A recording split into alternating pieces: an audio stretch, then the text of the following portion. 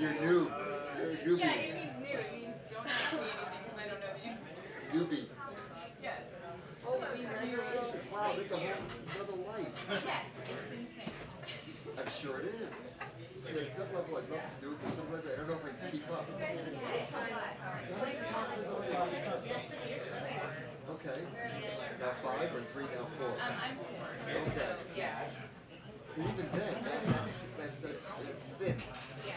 And that includes like What's with the glasses? Well, I forgot I had them on, but now I'm going to wear them just this Casual Friday until she comes out. Okay. No problem. yes.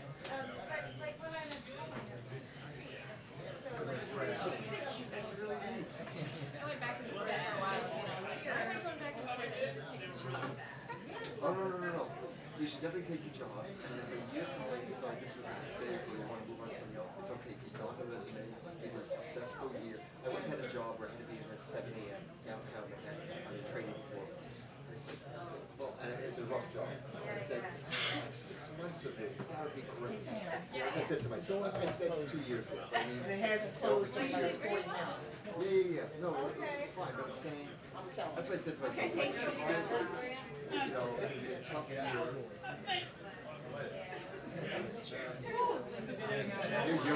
young, you don't have all the responsibilities. If that door won't close, check that strap on the front. No, we tried. Just leave alone because they want to go down. Wait, we gotta get out. The bag, the strap, that bag might be right out. I know, right?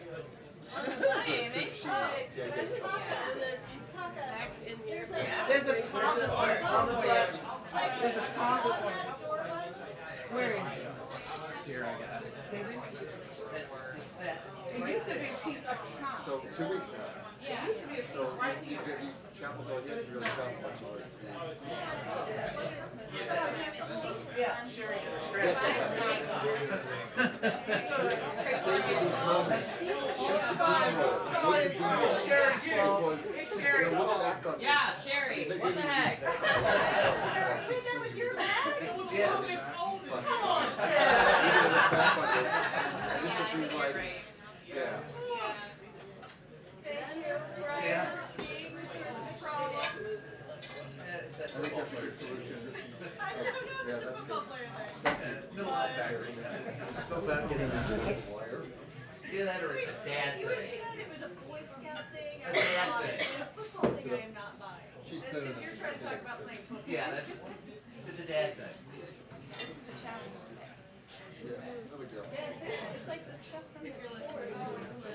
Well, it used to be that there were cameras in every one of these. It was just, 6 people with 6 cameras, but whatever, it'll work.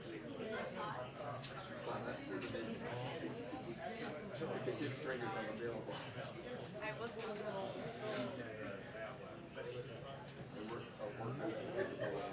Right.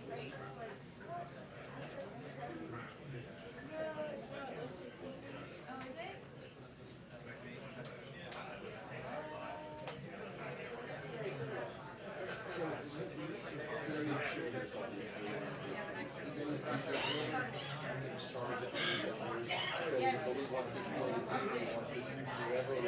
Basic coverage or something. They mostly let me do coverage on 1, 2 every once in a while. They want something Specific perspective or whatever. But not although I'm only doing this 2 yesterday. But there's just been a couple where it was like we need a really tightly shot something. Right. So let me ask, is there like a little office and a little cube and a little like desk about this wide? My desk is actually it's much better than in there. Okay. Regular size desk. That's very nice. Yes. But we are all Okay, someone will go ahead and so they can start tomorrow. Hello. Hi. I'll move wherever. I'm just daydreaming. I'm not going to do that. I'm trying to get the reflection from everything. Okay, go for it. Go for Try it. to do Yeah, it. watch the green wire as you step up. Watch the green wire. I'm really just here because there's a chair. Yeah. That's the real reason. Sherry, you caused national security. I know, right? Put your back in. It's pretty crowded today. Yeah, all right. Okay. I'll look this way. Pretty Watch the awesome. green wire. I had some portraits yesterday of the corner And clear it. and Yeah. We had a full house over there right this morning. She went over to the other side. Did you do it? I'll be back in 10 minutes.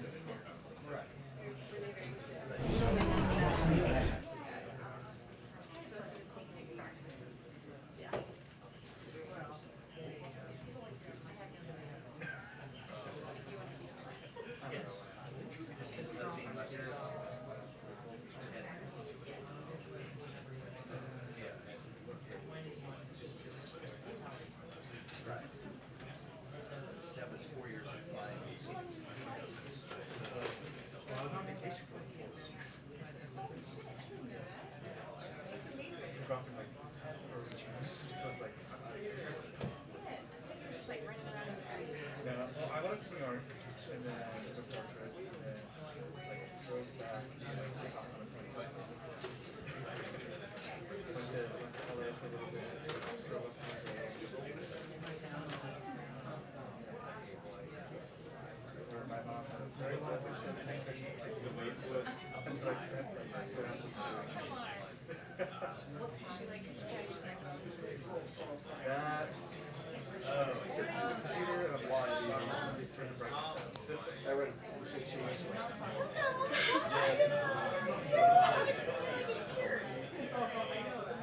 I was hiding.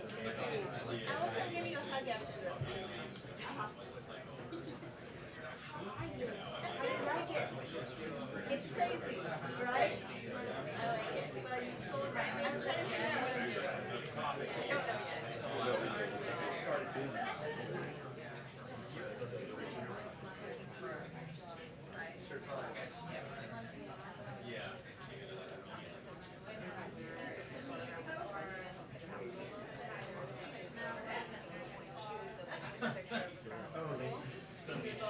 Patrick Leahy. He's like, this is from our time. One, two, Patrick, tall guy, the senator. Patrick Leahy. He's into photography. well, departure gathers at 2:10. Departure's at 2:30. So unless they push that back, it's gonna be a short. Lawrence Jackson, father-in-law. He's a what? Oh, okay.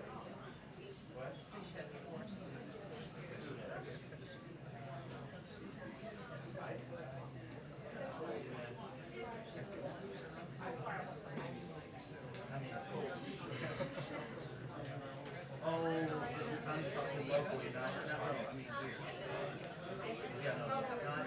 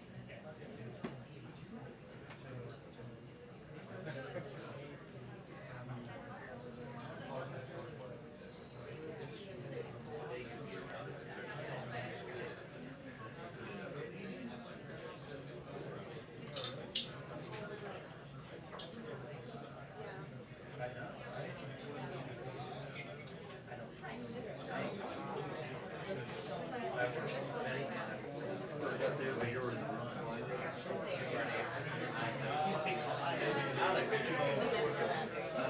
You know when they have like, yeah, they've started to do it in certain properties. That's what I was like. Trump did that too?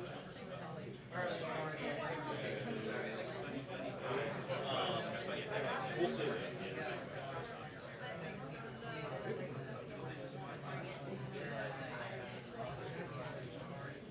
You might have room if you want to smuggle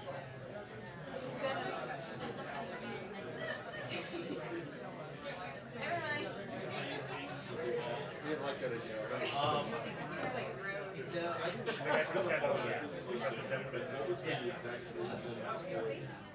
Was it just that they were doing it? But don't you feel that there's an ongoing thing, like you establish a vendor, you know? Yeah,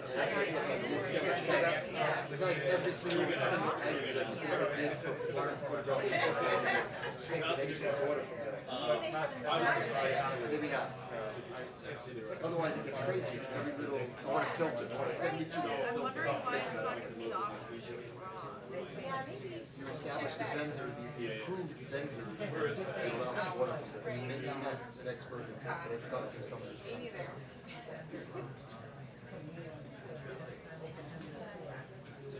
Remember one street from the White House part of his lessons where he was saying he brings his own gear in because like what they were supplying was probably not the greatest.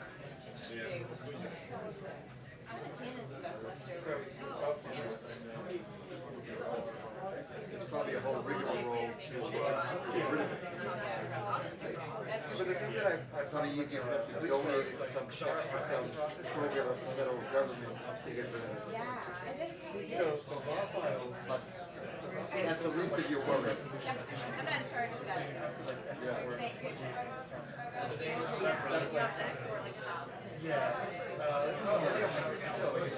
You ever talk to, I can check it out, but not really. Anyway, so. No, not today. Like her feedback is she leans a lot. And when she leans, you didn't put your head over like this, so it's like a picture like this. Sometimes if it's out of focus background, I'll flip it like 10 or 20, 15 degrees, because the background you can't tell that it really just changed the photo and made her straight as opposed to it's like this. Right.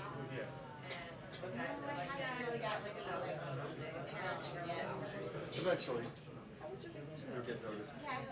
I'm telling you, this is going to be a year. Documents it all. Keep a diary. I should. You're so right. I really should. It's just such a special, not necessarily going to repeat the experience. Yeah, I think that's true. Guys, we need to turn to your book. I don't know about that. No, this may be a little while. You have to first succeed at this, which I'm sure you will. Oh my goodness. I don't know about that. No, you don't know now. Gather the materials, then later on you make a decision. You don't have to do editing. It's just, you know.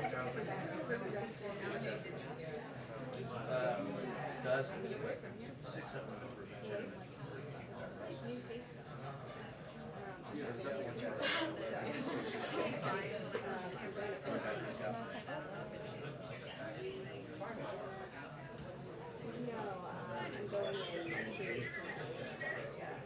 I imagine some of these people want to resolve.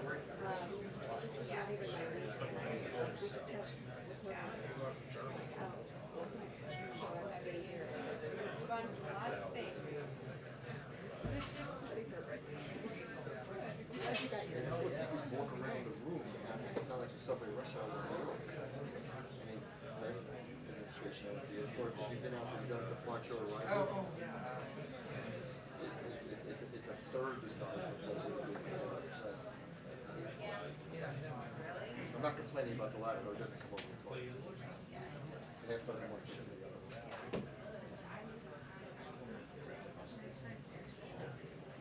Okay.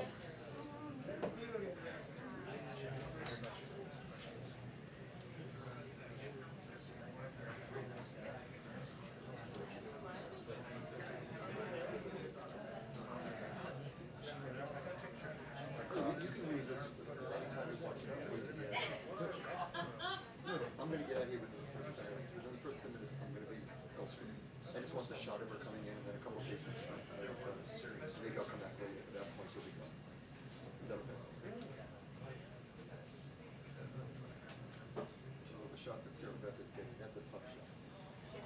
I tried once. I have not either. But that almost is your manual focus, and then just hit the shutter button, hold it down. You know, get somebody stand there, gets focused right, and then just hold the button down. You know, sometimes.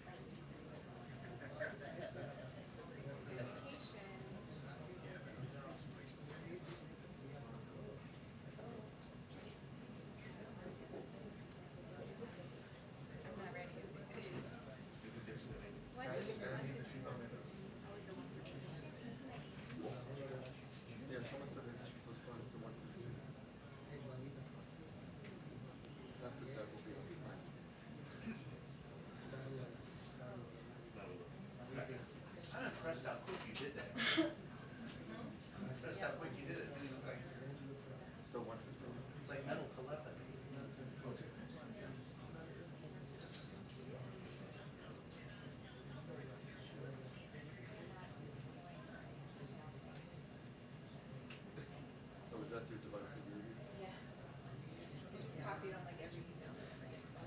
Welcome to corporate America. I guess so.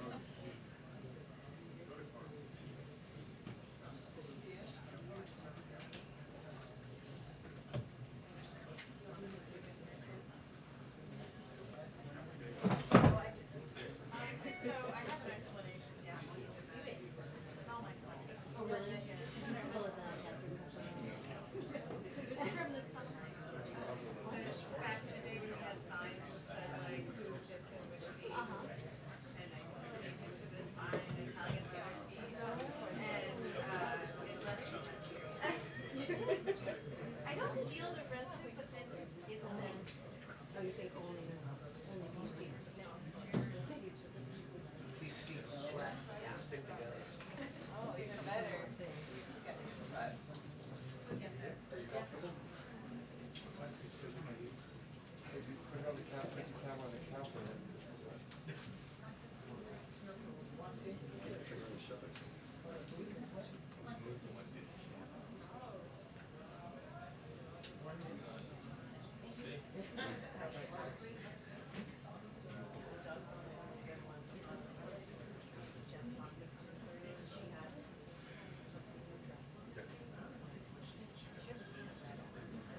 Contrast. Yeah, last time I did, she was wearing all navy, blended into the background.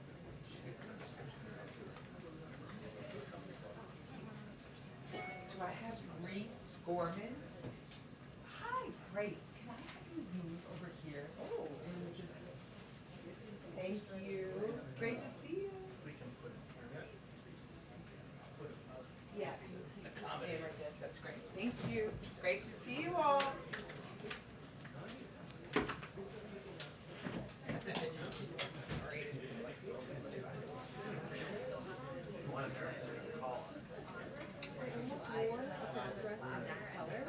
And I should have, because it would have been trending.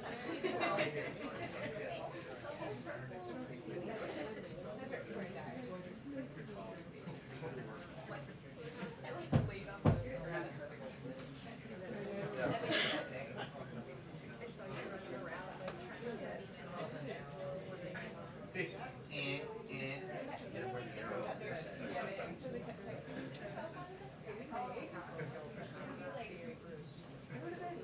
Doors. Oh, go take the back of the stage. Oh, go to 11 Like everything is like right now.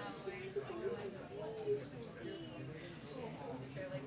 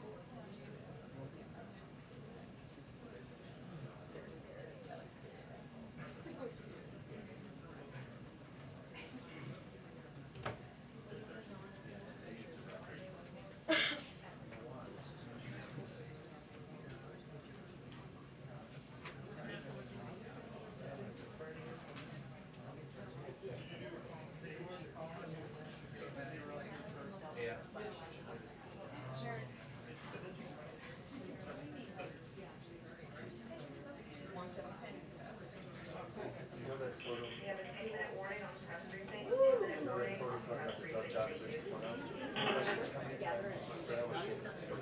So those companies just like,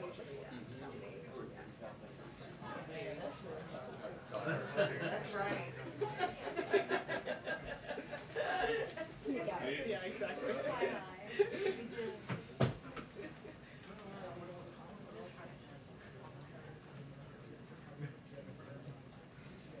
If you get someone to stand there focusing and turn to manual, change the focus now.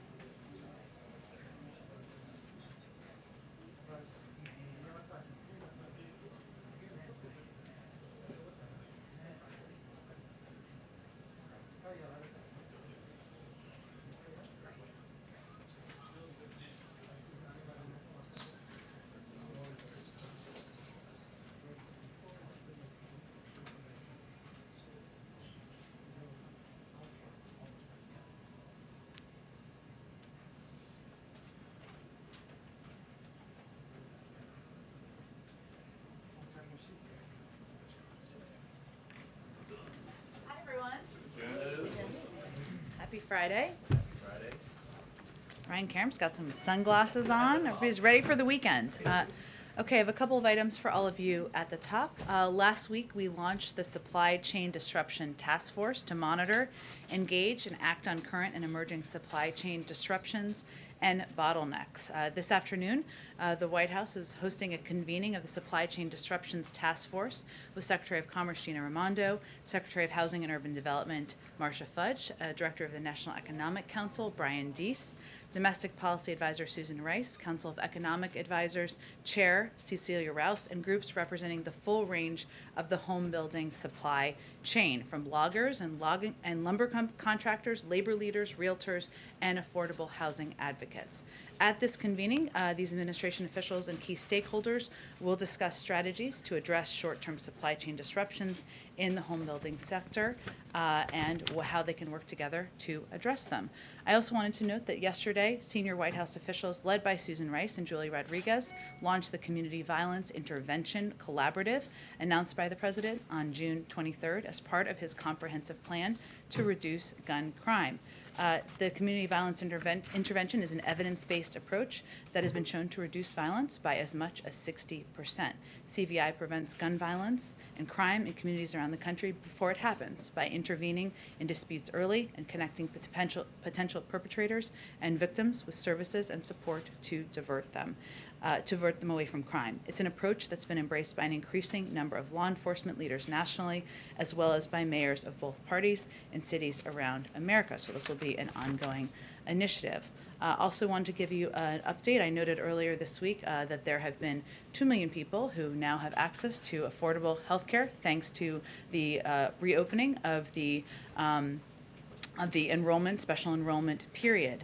Yesterday, we launched a summer sprint coverage campaign, leveraging robust paid media, increased community outreach, and more to get Americans signed up. The President is urging Americans who need health insurance to visit healthcare.gov or to call 1-800-318-2596 if they would prefer to enroll today. We'll keep talking about this quite a bit until August 15th, which is the end of the timeline.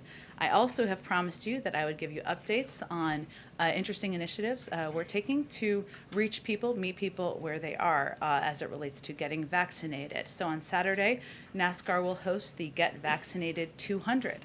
They'll have vaccines on site and will be encouraging vaccinations. This is the type of whole-of-country approach that is reaching people in convenient locations with messengers they trust. Finally, a quick week ahead. On Monday, the President and First Lady will welcome Their Majesties King Abdullah II and Queen Rani of Jordan and His Royal Highness Crown Prince Hussein to the White House. Their Majesty's visit will highlight the enduring and strategic partnership between the United States and Jordan, a key security partner and ally of the United States. It will be an opportunity to discuss many challenges facing the Middle East and showcase Jordan's leadership role in promoting peace and stability in the region. On Monday, the President will also deliver remarks on the economic recovery and the progress made under his administration, taking the country from 60,000 new jobs per month to 600,000 new jobs per month, and from 1% of Americans vaccinated to more than 2/3 of adults with at least one shot. He'll explain why his rescue plan has helped us get here and will continue supporting Americans throughout the year, and why we need the infrastructure agreement and his Build Back Better plan to sustain that growth in years to come while keeping inflation in check for the long term. On Tuesday, the President will hold his second cabinet meeting of his administration, his first in the cabinet room. Get excited, everyone. And he looks forward to that. And on Wednesday, the President will travel to Cincinnati, Ohio to participate in a CNN town hall. With that, Alex, why don't you kick us off? I have a few questions on China and then one on the BIF. Can you talk a little bit? The BIF is happening. Yeah, you made it happen. Can you talk a little bit more about the Hong Kong Business Advisory and the latest sanctions and what triggered those? And also, there have been reports that Wendy Sherman may tack a China visit onto the end of her Asia visit. Can you talk about what her goal might be with something like that? And does this mean that we're moving closer to, I know last month there was talk of a potential Biden-President Xi summit. Are we moving closer to that? Sure. Well, first, as the President said yesterday, the situation in Hong Kong is continuing to deteriorate, and we continue to see Beijing assault Hong Kong's autonomy and democratic institutions. We've seen authorities use the national security law to make politically motivated arrests. And we've seen a general deterioration of fundamental freedoms, which were guaranteed by an international agreement. So that's why the United States, we announced steps we're taking today to promote accountability and transparency. On the accountability front, the State Department announced earlier today 7 officials who were sanctioned for their actions threatening the peace, stability, security, and autonomy of Hong Kong. On the transparency front, today the U.S. government issued a business advisory, as you noted, Alex. I just wanted to give the full context for Hong Kong, which is intended to inform businesses and highlight the growing risk for those operating in Hong Kong. The bottom line is that businesses should be aware that the risks faced in mainland China are now increasingly present in Hong Kong. And as the president said last month, of course, we will not waver in our support for Hong Kong and all those who stand up for the basic freedoms. But as businesses are making decisions, and obviously they're making decisions themselves, we want them to be aware of the use of data, accessing of data inappropriately, of the restriction of information, and they should be aware of that happening in Hong Kong as well as in mainland China. And then Wendy Sherman and President Xi. Got it. In terms of Wendy Sherman's trip, I don't have an update on travel. We, of course, have been and continue to explore opportunities to engage with PRC officials. We've been clear we will engage in conversations at the appropriate level when there's an opportunity for them to be substantive and hopefully consequential. So I don't have an update on intended travel. Obviously, they're quite adept over there at the State Department of adding things as needed. And as it relates to plans for the president, as we've said, he will look for opportunities to engage with President Xi going forward. We don't have any particular plans at this moment, so no decisions have been made, but we'll continue to evaluate what's appropriate and what would be constructive in the relationship moving forward. And then just on the BIF, there are reports that it could be financed in part by tariffs on carbon-heavy imports, which could end up hiking prices on goods for American families. Is the White House open to that, or would that be a concern similar to the gas tax? There are ongoing discussions about the final components, of course, as we look to, and I know you are all eager to see bill language and legislative language, and of course, having discussions about the pay-fors are part of that. The president's bottom lines have not changed about the fact that any pay-fors cannot raise taxes on individuals making less than $400,000 a year, and anything that would impact that would not be something he would support. Go ahead. Follow up on, I can't believe we're calling it the BIF. Those of us old enough think of Back to the Future. Those who are younger, I don't know what they think of, but. In the Back to the Future category. Given the fact that discussions are ongoing, if the discussions are still ongoing come Wednesday, does the president believe that the Senate should should take the procedural vote to move forward if there's no bill, text, or deal in hand? Well, I think Leader Schumer, of course, will be running point and leading the effort to determine and making the determination about the timeline, the process, and the sequencing of votes in the Senate. And we certainly work closely with him, but we certainly trust his path that he is mapping out for the legislative process. We have several days, I would note, before Monday for more information to become available. We'll see what is known. I will note that the president is quite familiar with the roller coaster and ups and downs of legislating, having spent 36 years there and even having had some successes over the last few months in working with legislators.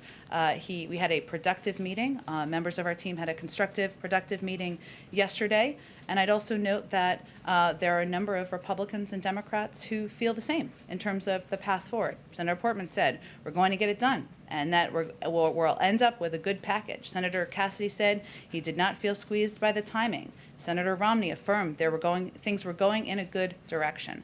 We certainly understand the ups and downs. No one better than the president. That's the period of time we're in at this point. And just, you went through kind of the top line details of this yesterday, but can you elaborate a little bit on the Facebook, Sure. the administration to Facebook flagging of disinformation, and then there's also some reporting that we've had that Facebook maybe hasn't been as proactive as the White House would like it to be in response to some of the flagging. So the process of how the flagging works, and then whether Facebook has been amenable to those requests. Sure. Well, I would say first, it shouldn't come as any surprise that we're in regular touch with social media platforms, just like we're in regular touch with all of you and your media outlets about areas where we have concern information that might be useful, information that may or may not be interesting to your viewers. You all make decisions just like the social media platforms make decisions, even though they're a private sector company and different, but just as an example. So we are regularly making sure social media platforms are aware of the latest narratives dangerous to public health that we and many other Americans are seeing across all of social and traditional media. And we work to engage with them to better understand the enforcement of social media platform policies. So let me give you an example just to illustrate it a little bit. The false narrative that remains active out there about COVID-19 vaccines causing infertility, something we've seen out there flowing on the internet quite a bit, in other places as well, which has been disproven time and time again. This is troubling, but a persistent narrative that we and many have seen, and we want to know that the social media platforms are taking steps to address it. That is inaccurate, false information. If you are a parent, you would look at that information and that would naturally raise concerns, but it's inaccurate. And that is an example of the kind of information that we are flagging or raising. And then has Facebook been as proactive as the White House would like in terms of its response to those flags? Well, I think as I noted yesterday, Phil, there are more steps that everyone can take. And I would just note again, this is a responsibility of officials speaking, of course, on behalf of the government. It's a responsibility of members of the media. It's the responsibility of citizens and civic leaders and people who are trusted voices in communities around the country. That has a broad definition. Social media platforms is one of them. And as we know, it is also there are also areas where a lot of people get news and information. Sometimes those are accurate news items reported by some of your outlets or accurate information shared by a neighbor. Sometimes there is information that is not. It is hard to discriminate, as we know. This is not a new issue, but it is an issue that is impacting people's lives. So a couple of the steps that we have, that could be constructive for the public health of the country are providing for Facebook or other platforms to measure and publicly share the impact of misinformation on their platform and the audience it's reaching. Also with the public, with all of you, to create robust enforcement strategies that bridge their properties and provide transparency about rules. You shouldn't be banned from one platform and not others for providing misinformation out there. Taking faster action against harmful posts. As you all know, information travels quite quickly. If it's up there for days and days and days, when people see it, it's hard to put that back in a box. And of course, promoting quality information. Algorithms, I don't know how they work, but they all do know how they work. So those are some of the steps that we think could be constructive for public health, for public information, for public, and the right of the public to know. Go ahead. Just to quickly follow up on the Facebook aspect of this, you said yesterday that 12 people were producing 65% of the misinformation on vaccines on social media platforms. Do you have a sense of who those people are? Are they bad actors like Russia? And Facebook responded yesterday after the press briefing. They say that they removed 18 million pieces of COVID misinformation. They've connected more than 2 billion people to reliable information. So does the White House find that sufficient?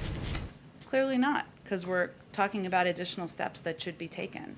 And frankly, information that media organizations could decide whether you're going to report on or not. I'm not talking just about the misinformation storyline. I'm talking about these individuals. I'm talking about how prevalent the spreading of this information is. The public has a right to know. That's the point that we're making, and we're dealing with a life or death issue here, and so everybody has a role to play in making sure there's accurate information. Obviously, those are steps they have taken. They're a private sector company. They're going to make decisions about additional steps they can take. It's clear there are more that can be taken. And actually, on the foreign government piece, because I think that's an important point, or important, interesting question.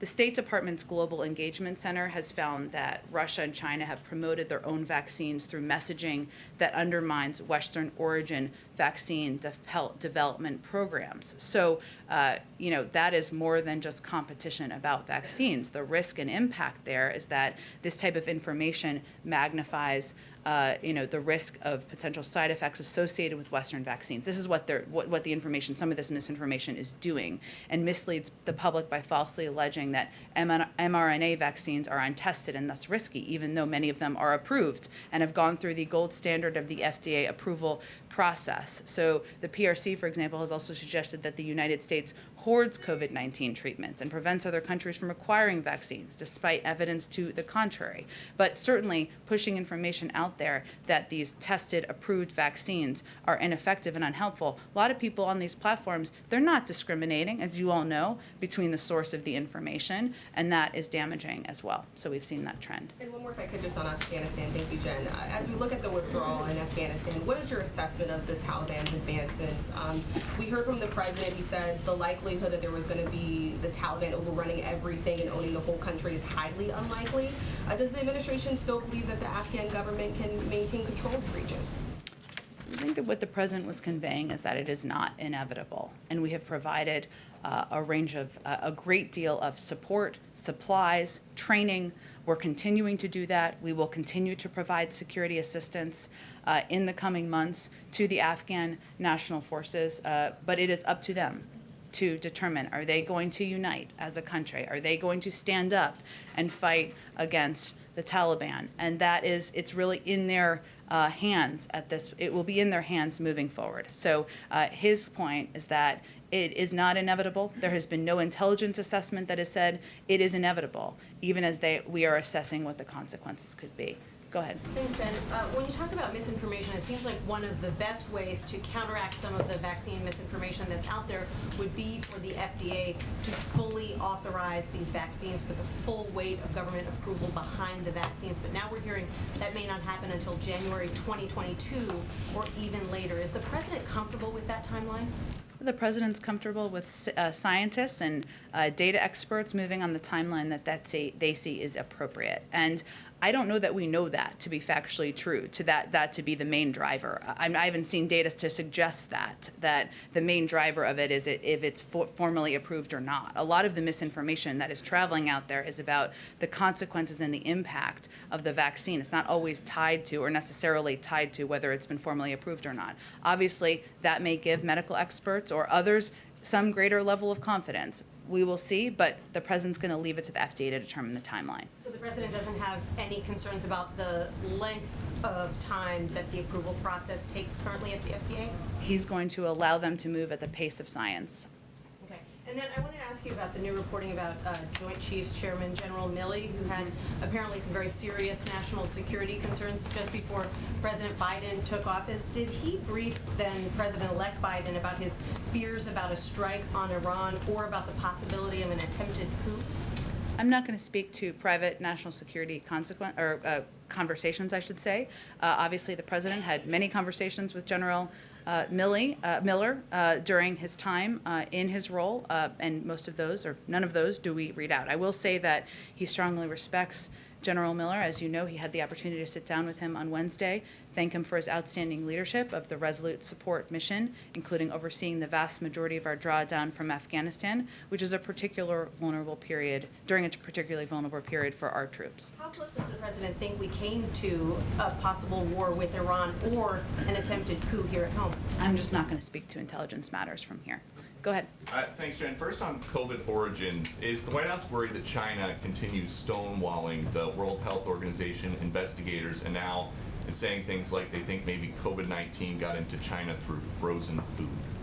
We are certainly continue to be concerned, Peter, about misinformation coming from voices in China about certainly the origins, their lack of participation in the process, their lack of willingness to provide data and information to the World Health Organization. As you know, we are undergoing our own process here, our 90-day review here, but certainly the Chinese providing information, being a participant in the process would aid the effort. And then speaking of misinformation and the announcement from yesterday, for how long has the administration been spying on people's Facebook profiles looking for vaccine misinformation? Well, that was quite a loaded and inaccurate question, which I would refute. How?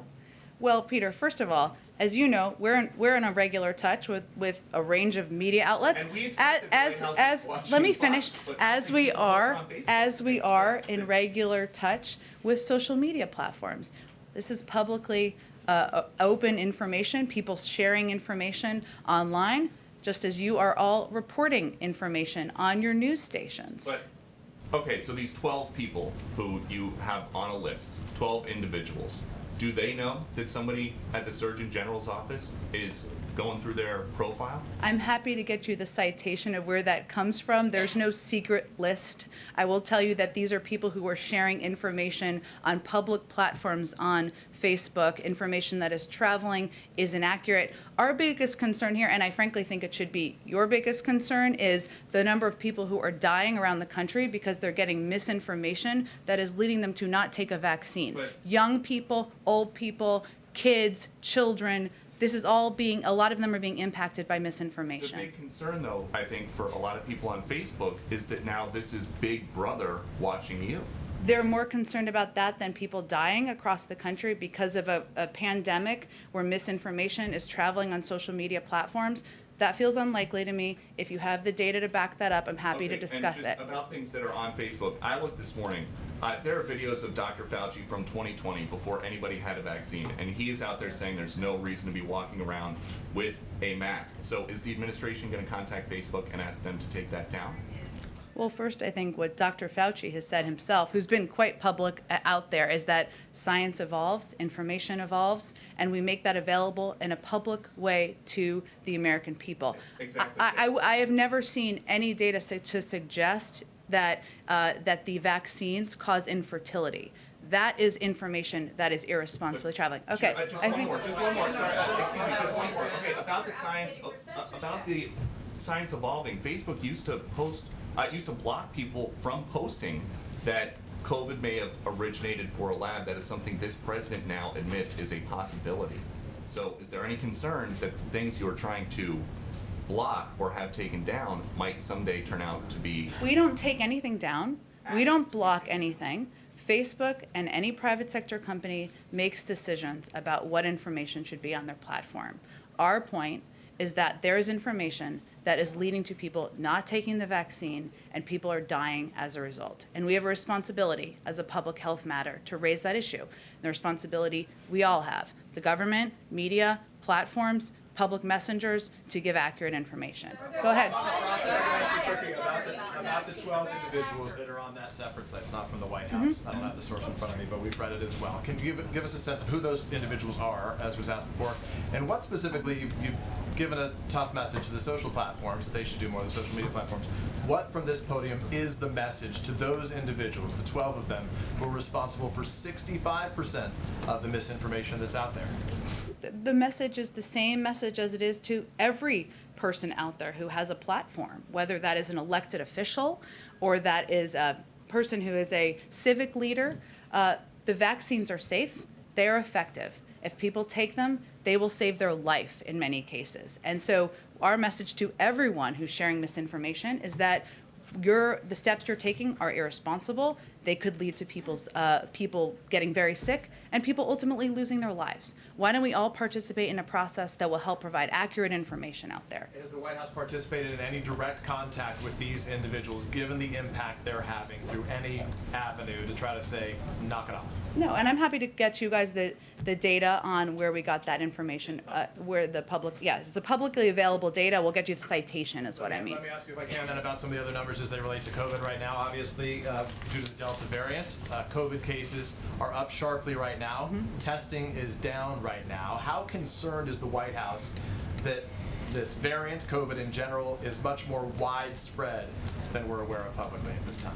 You know, it's a great question. I don't want to speak out of turn here because it's really a question for the health and medical experts on how they're tracking it and how concerned they are. We certainly know on transmissibility and based on the CDC data that the Delta variant is impacting the majority of people who are getting sick with COVID now. We also know that 99.5% of people who are in the hospital are people who are unvaccinated, and people who are dying of COVID unvaccinated. The data is very clear. As Dr. Walensky said on an earlier an earlier briefing today, this is really becoming a pandemic of the unvaccinated. And that means getting vaccinated, you can save yourself. Is there anything that the White House is doing differently? We saw the president proudly in Philadelphia shaking hands with a lot of folks when he was there for his voting rights speech earlier this week. We saw something similar last week when he was in Illinois. Given the reporting about some breakthrough cases right now, are there any things that the White House is doing differently as it relates to your own staffing or the president's handling of his sort of activities due to those new numbers? No, we are vaccinated. The president's vaccinated. We are all vaccinated. No, breakthrough cases are not something that you or We Americans should worry about. we still have a testing protocol and process in place for White House staff, so that has continued. And for those individuals that he would be shaking hands with, there's not any. Basically, shaking hands is good if you're vaccinated. We abide by public health guidelines as it relates to the president's engagements, and if public health guidelines changed, which I'm not predicting, we would continue to abide by them. Go ahead. Oh, I'll come to you next, April. Question on the meeting that you're having with the housing industry Yeah. today at the White House. How concerned is the White House about the supply shortage in the industry leading to inflationary pressures? Is that a serious concern? Is that why this meeting is being held? The meeting is being held as part of our effort to connect suppliers who have said in the past to our economic experts they don't always have the opportunity to talk to one another. We know because of the pandemic there have been supply shortages in areas that have led to a reduction of new building and construction, which has led to also an increase in housing prices because there are certainly not enough houses on the market. So that's what it's related to, is an opportunity to discuss with them, bring them all together in a room, and it's part of our multifaceted effort to address issues in the supply chain. And one on Cuba, the president did say yesterday that the United States is trying to reinstate internet access for Cubans, and I was wondering if the White House or the administration has reached out to U.S. tech companies, I mean the Googles of the world, to help with that effort. So it would really be led, that effort would really be led by the State Department and other appropriate entities within the federal government. As the president noted yesterday, returning internet access to Cuba would certainly be something we'd love to be a part of. We're looking at what our capacities and what our tools are we have. In terms of more specifics, the State Department would be the best entity to talk to about it. Go ahead. Oh, sorry, April, go ahead, and then I'll come to you. Okay. Voting rights. Yeah. Tuesday, President Biden said he called for activists to act on the issue of voting rights.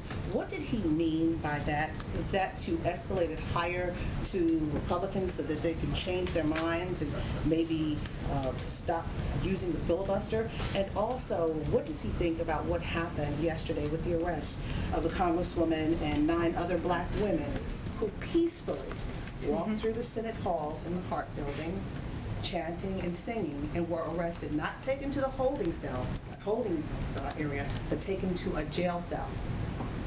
Well, April 1st, what he meant by speaking out or having your voice heard, or the range of ways he said it, is that in order to make change happen in Washington, often you need to create a grassroots movement that's led by the American people. And it's not just about whether the minds of 10 Republicans can be changed directly by a phone call from a president. It often requires activism, engagement, a vocal opposition or excitement from members of the public. That's going to take a lot of different forms, right, and formats. It can take letter writing, phone calling. There's peaceful protesting. There are a range of mechanisms for that, and certainly our country, even in recent years, has a great history of that. And these members who were, some of them were members, I should say, one member who was arrested yesterday, they were peacefully protesting. I would note that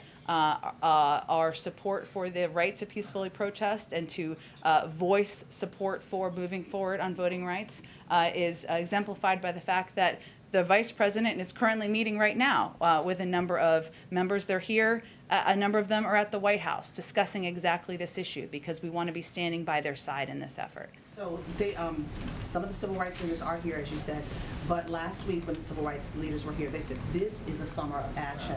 They're expecting more protests. Reverend Barber says he's going to have a bunch of women out on Monday. There's going to be more protests on Wednesday, more arrests. They're anticipating arrests to bring more attention to this. Does the White House support that civil disobedience for arrests? We support the right to peacefully protest. We support people having their voices heard, and certainly there are a few issues that are more fundamental to our rights in this country than the right to vote. Go ahead. Thank you. So I'll come to you right next if that's okay. Go ahead. a clarifying Sure. question and then a follow-up Sure. On Afghanistan. Yeah. Yesterday you said that 10,000 SIV applicants, or excuse me, 20,000 Afghans have applied, and that about half of that have completed necessary paperwork to move forward in the process. Just what's move forward in the process? Does that mean 10,000 SIV applicants will be evacuated? No, that's not what it means. It just means that they're in a later stage of the process. So it was just giving an update kind of on the pure sheer, and as I said yesterday, that doesn't include family members. That includes individual interpreters or translators. So it just means they're farther forward in the process. There's another step in the process, which is security vetting, which would need to be completed before any individual is relocated to a base in the United States. Individuals could be relocated to third countries before that process is completed. So it was just an update kind of on where people stand in the process. And then just to take a step back too, why did the administration wait until June 24th to commit to the evacuation? Why not have this be one of the early steps right when the president announced this in April, I believe, while American troops are still on the ground? I mean, announcing this just days before the combat mission is essentially over would seem to complicate the mission. Well, I would say first, there's always ongoing discussions, both with our partners in the region and others, before an announcement is made. And sometimes it requires a process to get to the point where you are making an announcement about the relocation of thousands of individuals out of a country. Second, I would say we've also committed to not only relocating these individuals in advance of our servicemen and women coming out of Afghanistan. We have quite a capable Department of Defense and diplomatic apparatus in Afghanistan and around the world to implement this, but we've also committed to continuing this process from there and having a diplomatic presence on the ground from there. So this is not a process that will end, but this is a process that we announced at a time when a final decision was made based on a range of factors internally. Have any third countries outside of U.S. territories given the U.S. commitment, the administration commitment, that they will house SIV applicants while they're still having their applications We're having a processed? range of discussions, as you know, when we're at the point where we have final agreements, and we're confident that it won't impact the security of individuals who are being relocated. We'll share all of that information with you as well. There's no commitments as of today. I don't have any updates to provide to you today. Go ahead. Oh, I'm sorry. Go ahead. Yes. So, what can Africa expect from this administration in terms of its engagement in helping solving some problems that we are having right now? For example, Angola is fighting corruption. And also, can we expect some revision in the sanctions in Zimbabwe? I don't have any update for you on considerations around sanctions. I would point you to the Department of Treasury or the Department of State on that. We, of course, will remain deeply engaged with our African partners on a range of issues, whether it's corruption or facing and fighting the COVID pandemic or economic opportunity and development. And I would note that we have a number of leaders high up in the government, including our UN ambassador, Linda Thomas-Greenfield, who has spent quite a bit of time working with leaders in the region and playing a front and center role for the United States government. But in terms of specifics on Zimbabwe or Angola, I would point you to the State Department. Regarding misinformation, do you have any data that shows that children have been affected by misinformation? And how do you see we should educate children about these issues? Because I'm working on a show that will inform little kids about many different things, and I'm also concerned about misinformation. So in your research about misinformation, is there any misinformation affecting children as well? That's a really interesting question. I don't have any data at my fingertips. I will reiterate that, of course, children are not eligible under the age of 12 yet for vaccines in the United States, and decisions about the health of children as a parent myself would obviously be made by the parents in coordination with doctors. But I would say there's no question that when there's information, the example I gave earlier about the impact on fertility, which is inaccurate and false, which is still traveling around the internet. If you're a parent, that would give you pause if you think that is accurate information about your child and about your child getting vaccinated. So that's an example. I don't have data, but just an example that could be applicable. Go ahead. Yeah, thank you, Jen. I have a question about the direct funding to states and cities from the American Rescue Plan, Sure. The $350 billion. Let's talk to the Treasury Department. About $200 billion has gone out, and several cities and states that have been quick to allocate that money. But there's other mayors and governors who I've talked to who have spent very little of that funding so far. In some cases, none of it, either because of battles with their state legislatures over the funds, their late budget cycles, lengthy public input processes, or they're simply doing better than expected revenue-wise, and so there hasn't been a sense of urgency for them. And so my questions are, does it concern the White House that some places haven't gotten their money out quicker? And does the White House have a message to governors and mayors that don't have any plans yet to spend their funds? And finally, does that signal the situation I've described of some folks not spending their money quickly? Does that signal that the money wasn't urgently needed? Well, I would say first ensuring that states and local governments had the funding they needed to keep employees on the job, to keep cops on the beat, to rehire them in many cases, was a priority when we were negotiating the American Rescue Plan for a range of elected officials, including mayors and governors across the country, for good reason.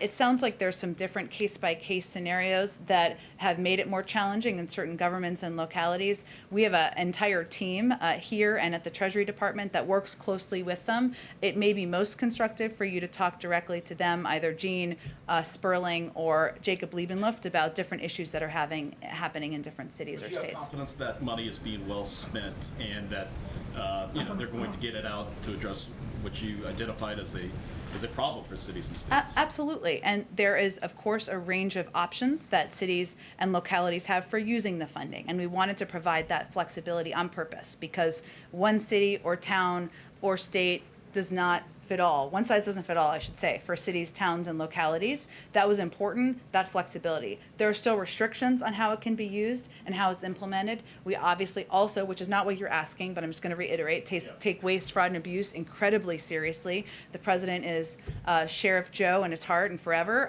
So that's something we watch, but I would say it might be constructive for you to talk to them directly about the implementation piece, and I'm happy to connect you directly. Go ahead, Karen. Jen, vaccination rates are actually going up in the 5 states that have the highest case rates right now.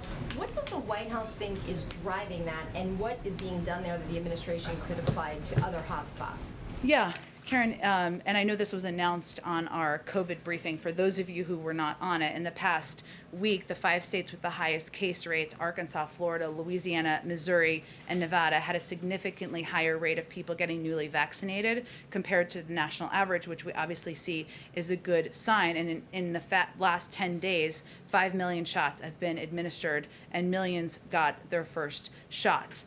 It's hard to pinpoint one particular piece, but what I would say is that we're continuing to work to apply the lessons we've learned over the last few months. The biggest issue far and away is access, and that means something different in different communities. In some communities, it is ensuring that people know that they can take time off of work. Because of the kind of jobs they're working. In some communities, it is meeting people where they are, in places of worship, mobile clinics, which is something we're doing a lot in rural communities, walk-up pharmacy appointments at their workplace or in schools. We are also continuing to fund, support, trusted messengers, because we have seen time and time again that it is more effective, and many of you have covered political campaigns. This is not a surprise to most people who've covered political campaigns. Trusted messengers are people in communities. They are neighbors. They are civic leaders. They are clergy. they're not always the president of the United States. Sometimes it is, but and they are medical experts, and so we are continuing to support those efforts. We think that all of those have been effective. There's still more work to be done, but certainly that's encouraging those trends that we've seen. How concerned are you, though, that things have to get worse in these hotspots before they get better, that fear is driving the vaccination rate? How concerning is that to the White House? Well, that is not our preference. That is why we have made vaccines so readily available for months now. That's why we have employed these tactics for months now, making vaccines readily available, accessible, working with trusted messengers and partners. We also, though, have seen in some communities where local news stations are covering young people, unfortunately, who are getting sick, some being put on ventilators.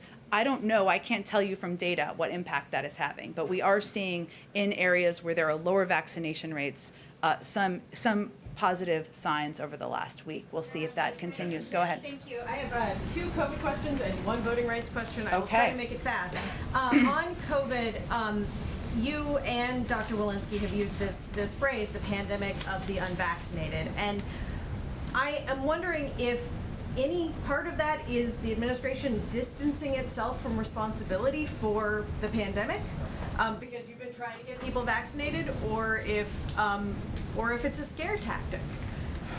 Well, I would say first, the data speaks for itself, which 99.5% of people who are in hospitals because of COVID are unvaccinated. What it is our responsibility to do is provide accurate public health information to the public. It is also our responsibility to stay at it and continue to communicate, to fund programs, to support trusted messengers, to get out into local communities, to use what we see as creative partnerships to meet people where they are. We haven't stopped that. We haven't halted it. We haven't even slowed it down. But certainly from the public health experts, et cetera, and I repeated what Dr. Walensky said, because she is, of course, a doctor, and I am not. It is important for people to understand that the vaccine is safe. It will protect them, and it is as simple as that, and sometimes. On Olivia Rodrigo, was this sort of a one-off thing? I know that you had worked with other celebrities before and you announced the NASCAR thing, but is there more work with young celebrities or country stars or anything else that's coming, or was that more of part of the month of action that's behind us? Wouldn't it be great if this was the cue for like Blake Shelton and Gwen Stefani to come out from? That would be awesome. I wish that was happening today.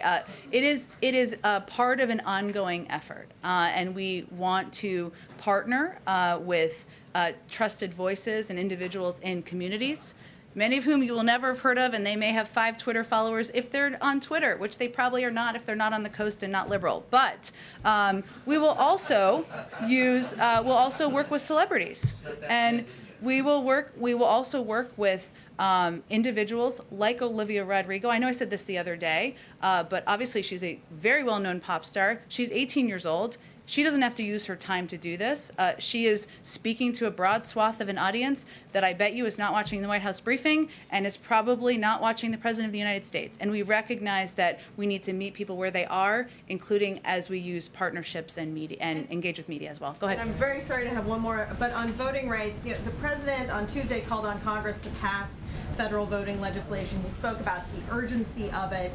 The question is, what comes next? Is he going to travel around the country and make this case? Is he going to go up to the Hill and have meetings specifically about voting rights? I know that he's talked about, activists need to build the grassroots, but some activists are sort of pushing back on that idea, saying, like, we can't always be the ones that are asked to do the work. He's not saying to do it alone. He's saying, I will be with you. But he's also saying that grassroots activism is what is going to move and change the country for the better. That's always been the case throughout history. In terms of what he will say and do, I don't have any scheduling announcements for you at this point in time. But he has said this would be a cause of his presidency. That means he will use his time, use his platform to make sure he's speaking about, elevating it, engaging in it. And as you know, the vice president, this will be a top priority for her. She will be front and center for the administration on this issue moving forward. Go ahead. Thanks, Jen. Just given the Wednesday timeline that Senator Schumer has laid out, what will the president be doing over the weekend to help things move along? Will he be making calls all weekend? And then what's his response as well to Republicans who are concerned that tougher enforcement in the IRS won't be enough to generate enough revenue?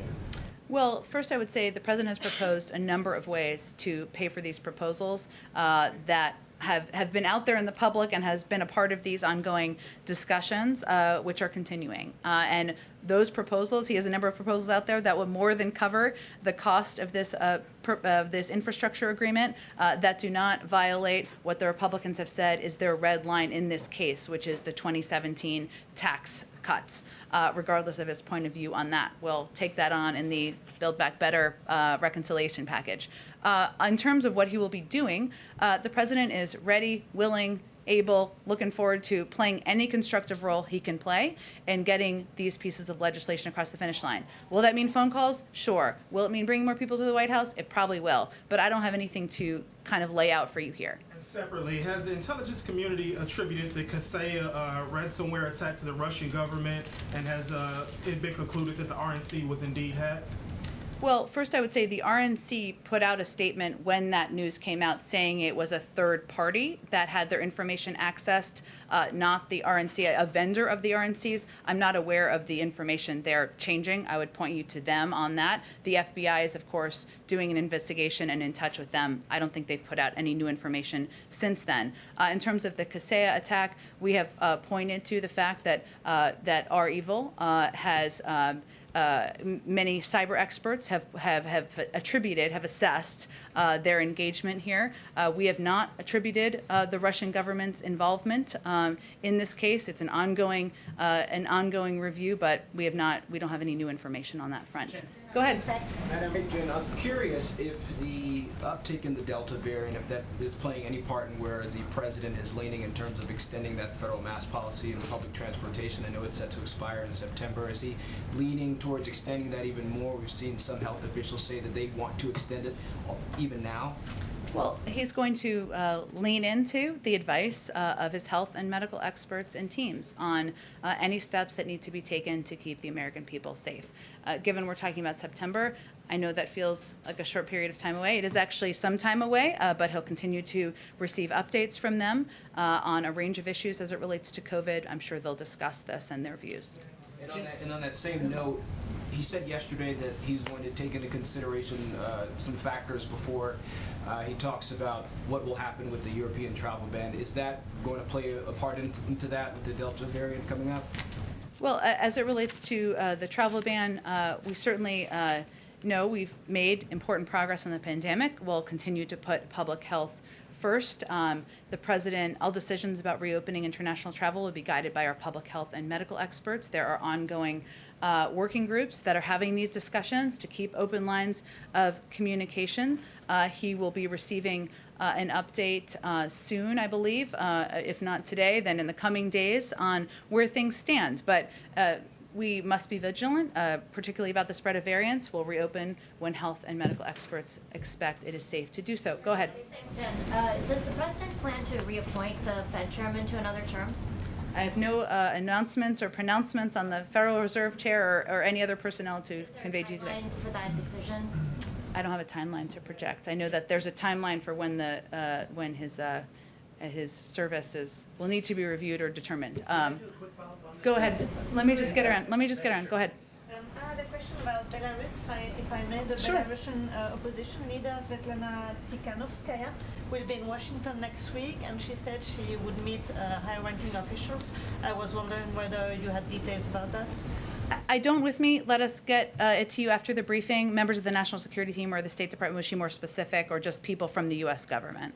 She just said high-ranking officials on Twitter. Okay, let us get you more information after the briefing. Reese, who is our special guest from, tell us where you're from. Who's not been, have you been here before? I've never been here before. Okay. Dun dun dun. Welcome. Welcome to the super. Thank you.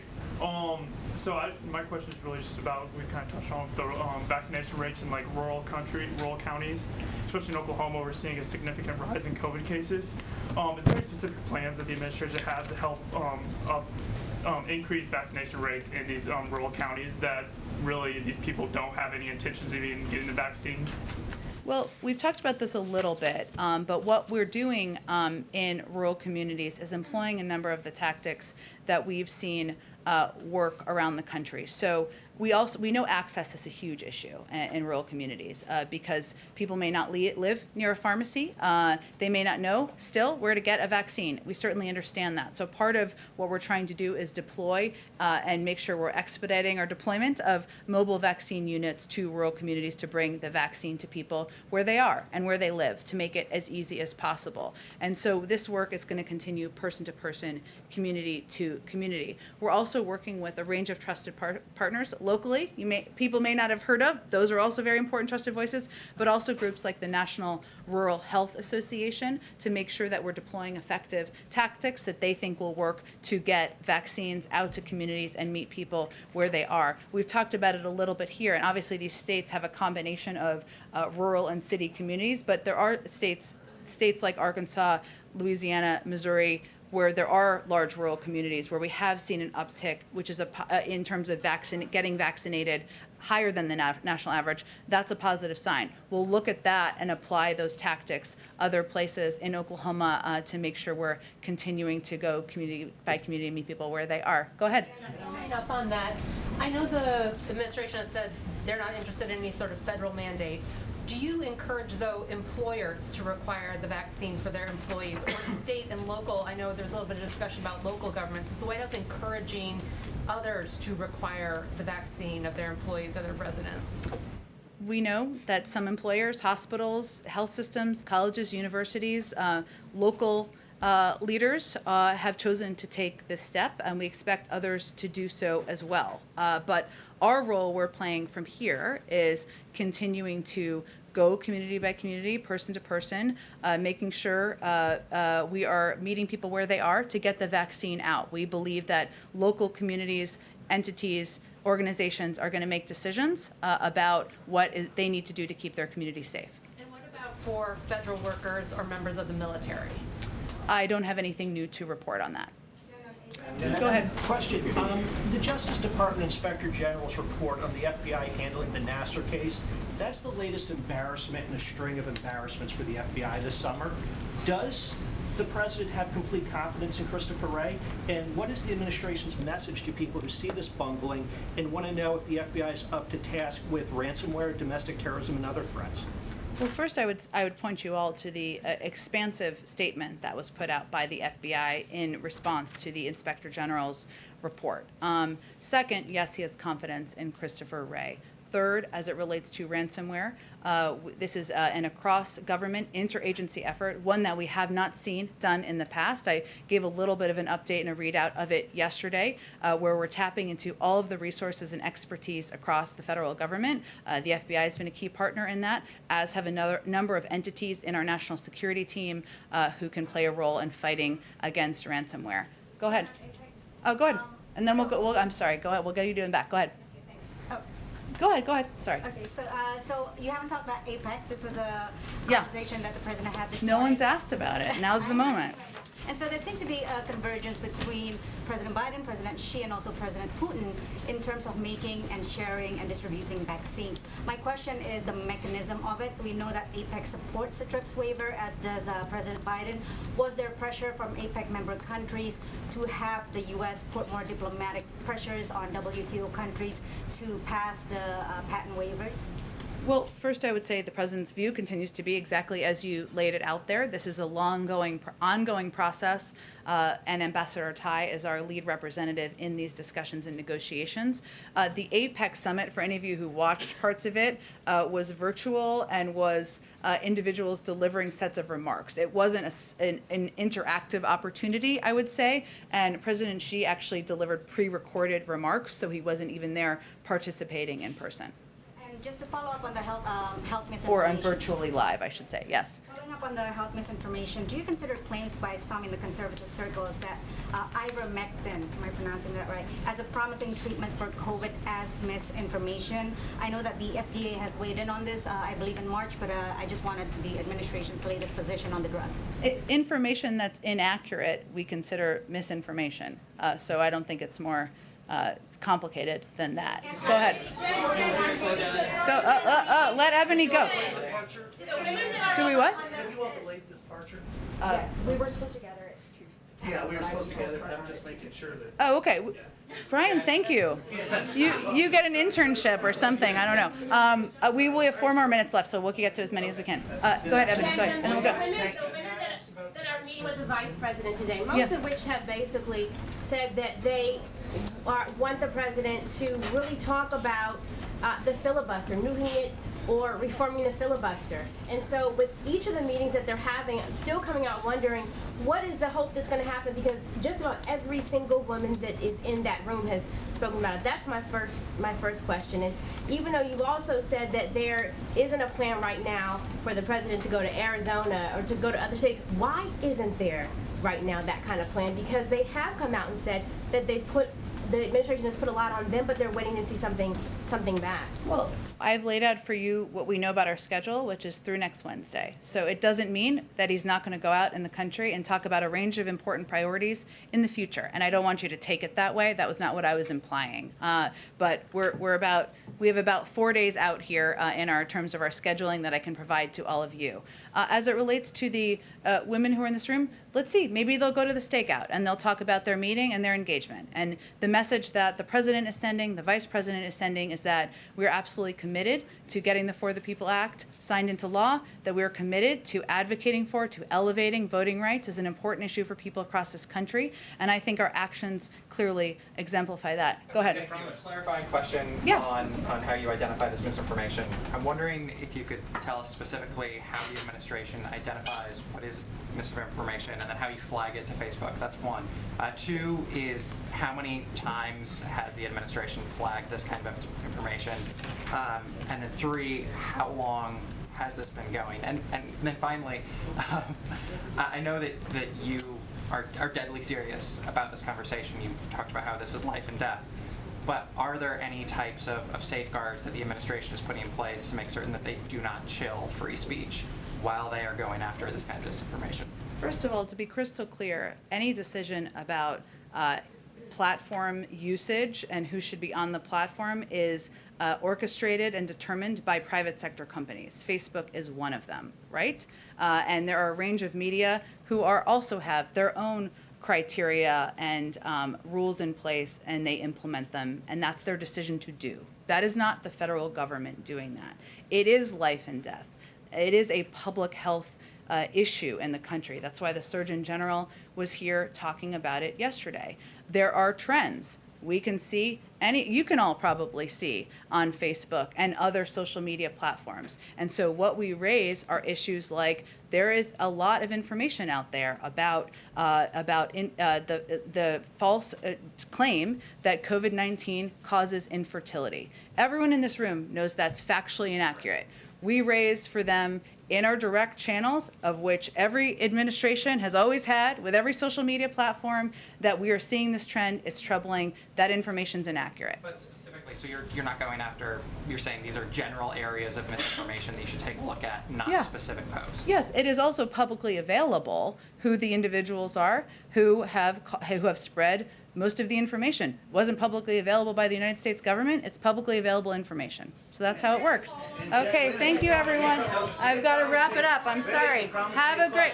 Okay, Brian, go ahead. Last one. Very quick. On Afghanistan, though we're not engaged, Brian, why don't you come back here? They've got to gather. They've got to gather. I got to get to the gather, too. Okay.